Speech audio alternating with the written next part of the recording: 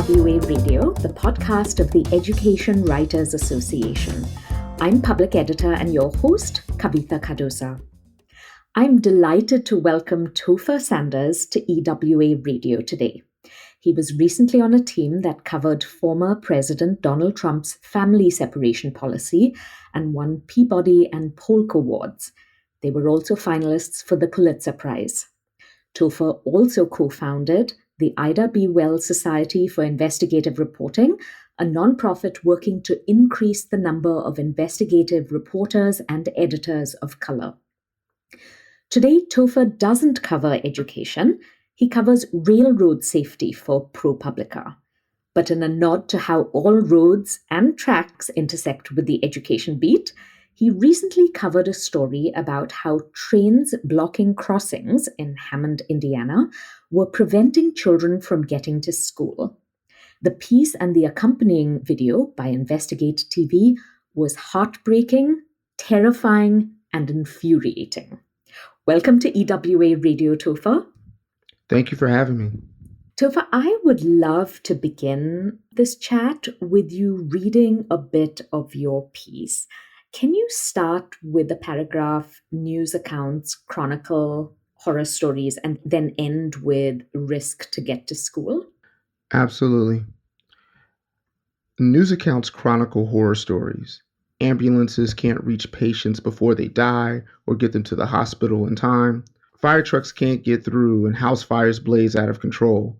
Pedestrians trying to cut through trains have been disfigured, dismembered, and killed. When one train abruptly began moving, an Iowa woman was dragged underneath it until it stripped almost all of the skin from the back of her body. A Pennsylvania teenager lost her leg hopping between rail cars as she rushed home to get ready for prom. In Hammond, the hulking trains of Norfolk Southern regularly forced parents, kids, and caretakers into an exhausting gamble. How much should they risk to get to school? That is just so powerful. Tell us what's going on in Hammond, Indiana. Hammond, Indiana is a Indiana suburb and a bedroom community of Chicago. It's about 45 minutes south of Chicago, and many of the families that make Hammond home have a family member or two who work in Chicago. And in Hammond, given its proximity to Chicago, and Chicago is our nation's busiest rail hub. It has the highest rail traffic in our country. As trains come through Hammond, it becomes almost a way station for them waiting to get the signal release so that they could enter the busyness of Chicago. So they kind of sit in Hammond waiting for all of the train track ahead of them to clear up so they can make their way into Chicago. And that means that Hammond essentially becomes a parking lot for trains. And one particular community in Hammond is called Hessville. That's where we did a lot of our reporting. The parking lot there is adjacent to 3 schools, an elementary school, a middle school, and a high school. And the families that live right there near the school, like any community throughout America, they send their little people out the door and allow them to walk to school because the schools are within blocks. But because the trains will sit there, and they don't sit there for minutes, sometimes they don't sit there for hours, they can sit at that crossing for days. And because of that, when children are going to school, they have to make a choice themselves. Am I going to go to school today, or do I need to call my parents and say, hey, look, I don't think I can make it because the train's in the way? Or many of them say, you know what, I'm going to school and I'm going to cross over this train. Either I'm going to jump over it or I'm going to crawl under it. And they do that multiple times a week. Sometimes that train is sitting there in the morning when they go to school, and the exact same train is there when the bell lets out of school. That's what's happening in Hammond, Indiana. You used to be an education reporter, right? I mean, I guess I shouldn't say that. It's like the Marines, once an education reporter, always an education reporter. Right. But is that background what drew you to this story? Not actually. It isn't what drew me to the story, but once I we were in it, that background heavily informed the way I saw this story. Being a former education reporter and also being a father of three, when I saw what was happening there, it was hard not to instantly think of all the ramifications that this means for not only children's lives, but also their education, and it greatly impacts their education. We've talked about the walkers to this point, but there also are children who ride school buses in the community Hammond, and they get interrupted by the train. And because of the way the school bus routes run, when one bus gets interrupted, it's a cascading effect down the entire line to middle school and the high school. And many of those children are on free or reduced lunch. They're counting on breakfast that morning, so if they're held up half hour, an hour, not only do they are missing that instruction time, but when they do get to school, the administrators at school have to scramble to make sure those children get fed first before they can then get into their classrooms. And so it's a really big disruption to the education day. Hmm. And it's something so basic, right? The ability to get to school. Right. And I think that we take for granted what it may mean for the children that they have to kind of make this choice before they get to school, and we did get indication that it is so routine there that it becomes even routine for the children. But I know from talking to several of the middle schoolers and high schoolers there that there's great weight upon them as they sit there to make this choice. And as we quoted in the story, one 10th grader, I believe, was told us, I'm sitting here for 10 minutes trying to see if this train is going to move, jerk, twitch, anything before I jump over it because I don't want to be crushed to death. And so think about that's the mind frame a child's in before they come into school to sit and learn, and they have to process that level of anxiety before they sit down in their literature class. It can't be a great way to start the school day. Hmm. There's one visual of a little elementary school child wearing this bright red jacket, crawling under the train, and Hmm. then kind of dusting herself off and and going to school, which was again just so powerful. I just can't get that image out of my head. Yeah, there's amazing images captured by our partners at Investigate TV, who were great to work with on this project. And really, we saw that type of activity while we were there. We had a photographer who captured startling, amazing images.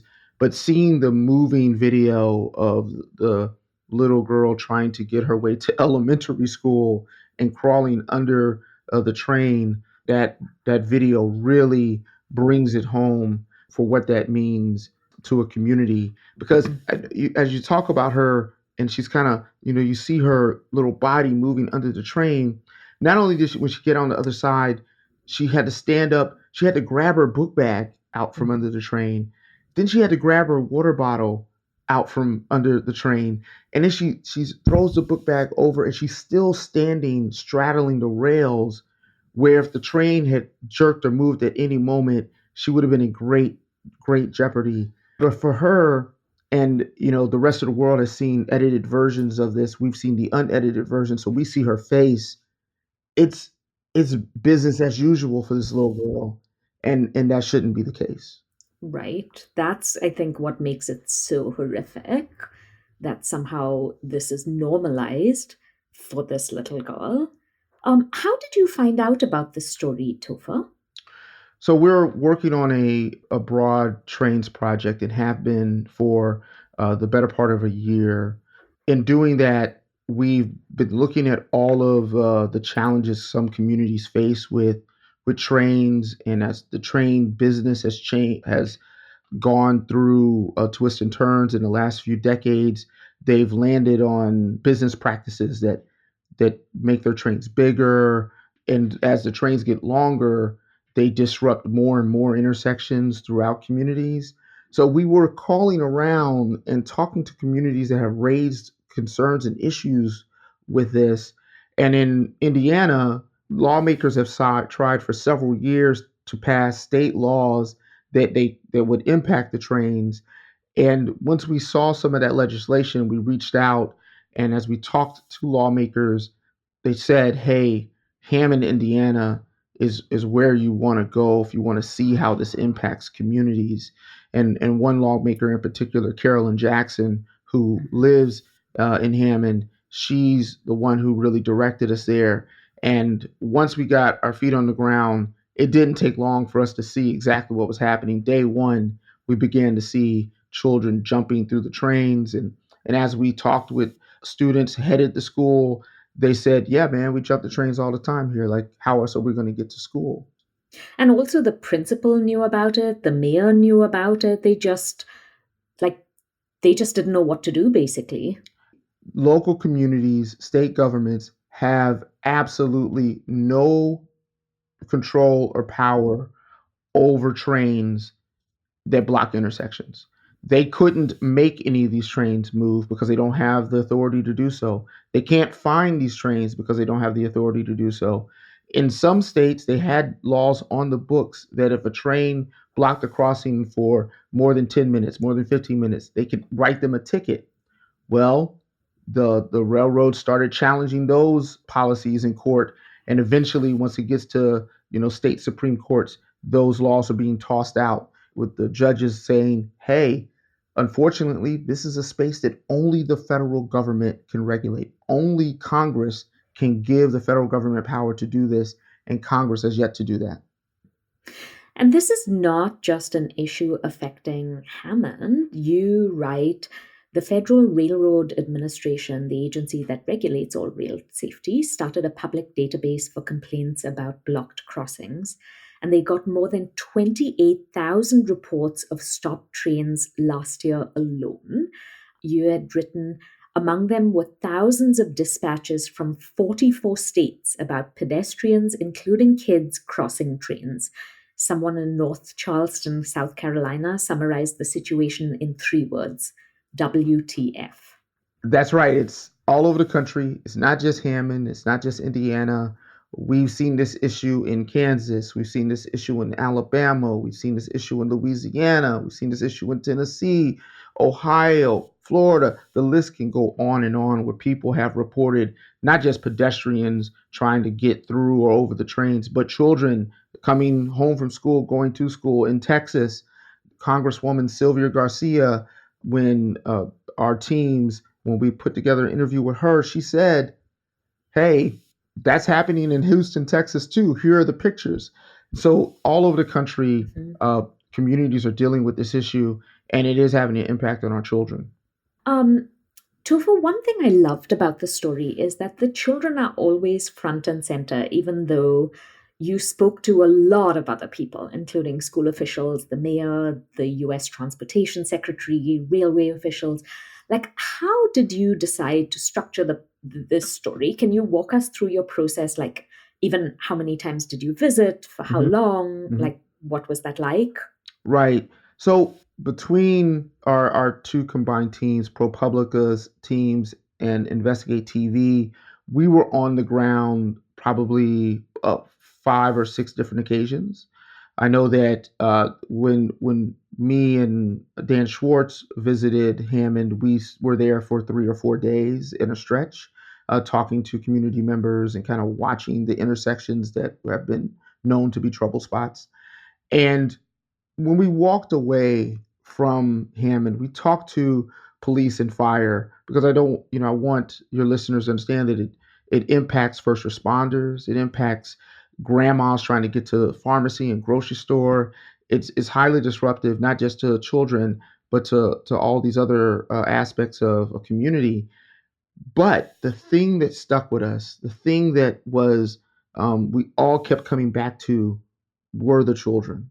The fact that as much as we revere the process of becoming an educated person in this country, going to school, working hard, bettering yourself, here we have a community full of children walking to school every day, and sometimes they can't even get there because the train is in their way.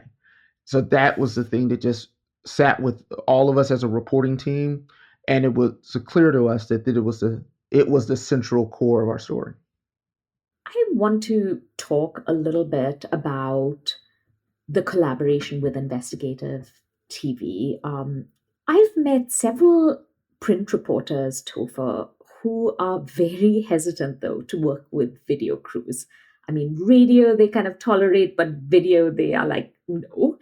But in your collaboration, I mean, it's so successful because, like you said, the video piece is so impactful. Like just watching, I watched the first 5 seconds of the video before I read a single word, and it was like a gut punch. Then I absolutely had to read the text. Hmm. Tell me how that collaboration came about and kind of what were some of the challenges and what were some of the ways in which you had to kind of maybe do things a little differently to accommodate both reporting styles? Yeah, that's a great question. First, Investigate TV, that team was amazing. Reporter Jersey Sturman was fantastic to work with. Great reporter, loved working with her. And the videographer, Scotty, man, just he really captured everything that we really needed for this piece. So just want to say that they were fantastic to work with, and we'll continue to work with them. And ProPublica as an organization has worked with Investigate TV before on other projects, always to great success. And so I think it begins with maybe ProPublica being a shop that is prone to partnerships in a way that other shops aren't. It was kind of the foundational building blocks of ProPublica was partnership, many times partnership with other print outlets, right? But partnership being kind of the basis of the way we do work. It's kind of bred into reporters that come to ProPublica knowing that, hey, you're here. Partnership is likely a word you're going to hear as you continue to do your reporting. And Mhm. so I think that it kind of begins there. But as it relates to specifically to this partnership, again, when we left Hammond, and we started talking with our editors about what we saw and what we were able to capture with photography.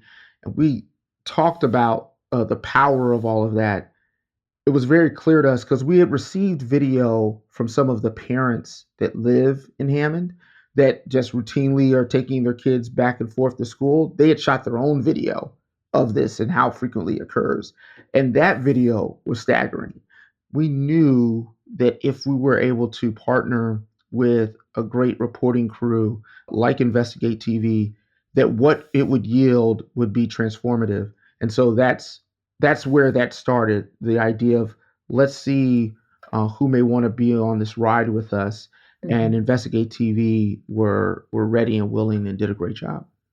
If you can think back to some of your early collaborations with broadcast TV, and I'm wondering whether there were things you had to adjust um, in your reporting style. Did both of y'all ever go together? We did, yeah. We interviewed Secretary of Transportation together.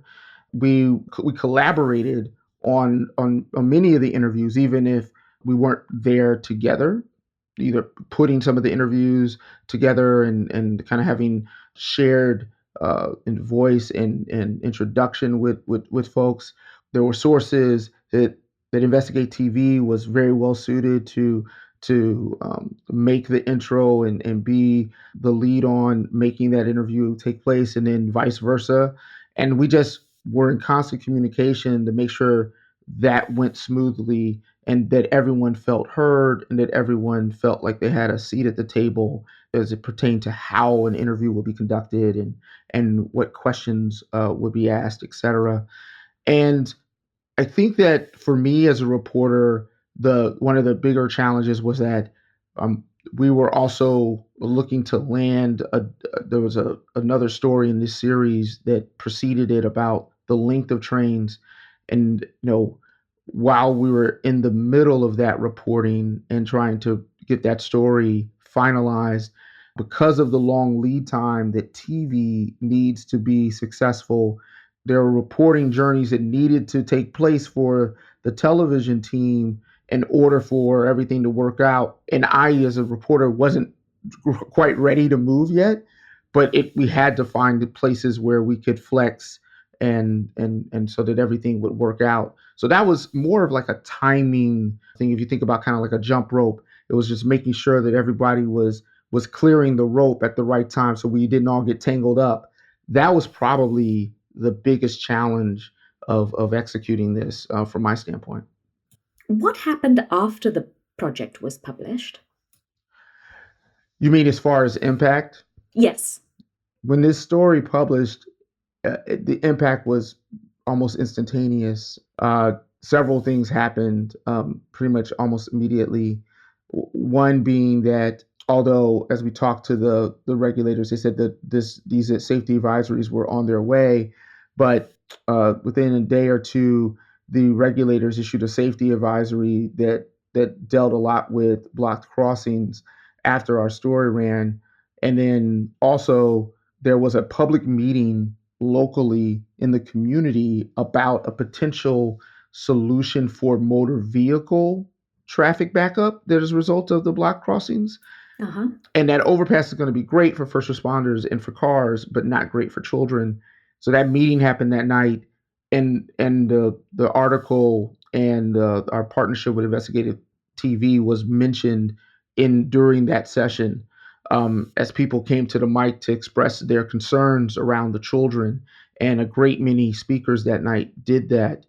Also, what happened is a group of state lawmakers put together a letter for the Secretary of Transportation pleading with him to do whatever he can to compel the railroads to clear up the crossings in Hammond.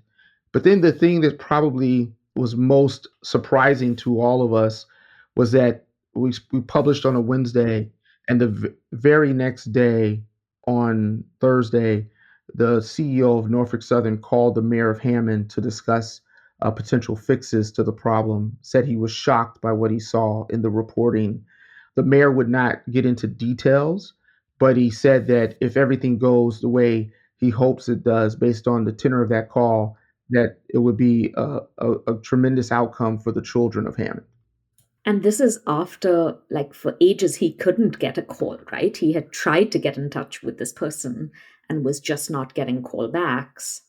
That's right. He said, "I've been mayor for 20 years and I've never talked to the CEO of Norfolk Southern." And and so he also didn't make it into the story that we wrote. But I mean, today there's a meeting in Hammond with the regulators, the federal regulators, to discuss fixes for the children. So he said, "I've been here 20 years." He said, "Maybe I've talked to the FRA once." And so now this is two times of talking to them, and it's on the heels of the reporting that you and Investigate TV did. So there was seemingly some instant impact based on the reporting. Mhm. Do you miss being an education reporter? I think you nailed it at the top of this conversation when you said that, once an education reporter, always an education reporter. And so I suppose I miss it a bit, but I don't think that I really ever left it. I think that I always think that way. I always see the intersections between all the other work I do, whether it's in the criminal justice space or whether it's in covering, presidential policies that separate children from families, whether it's, covering blocked railroad crossings. You always kind of see the pathway to how this intersects with education. And so I don't know that it ever really left me in that way. So I don't know that I could miss something that's still there. I want to give you the last thought, Topher. I have this theory, I guess, that when reporters work on like really in-depth pieces, a part of them is like forever changed and influenced by the people they've spoken to, and vice versa. And I was wondering, what is the one thing you'll take away from reporting this piece? Not for this week or next, but just will carry with you, I guess, forever. With the flurry of activity that took place after the piece ran, I walked away encouraged that maybe the adults that could have impact on this issue will move to do so. and whether those adults are in the halls of Congress, or whether those adults are in the corporate suite of Norfolk Southern, that adults would see a need to want to take care of the children in this community that are just walking to school and trying to learn their math and learning how to read.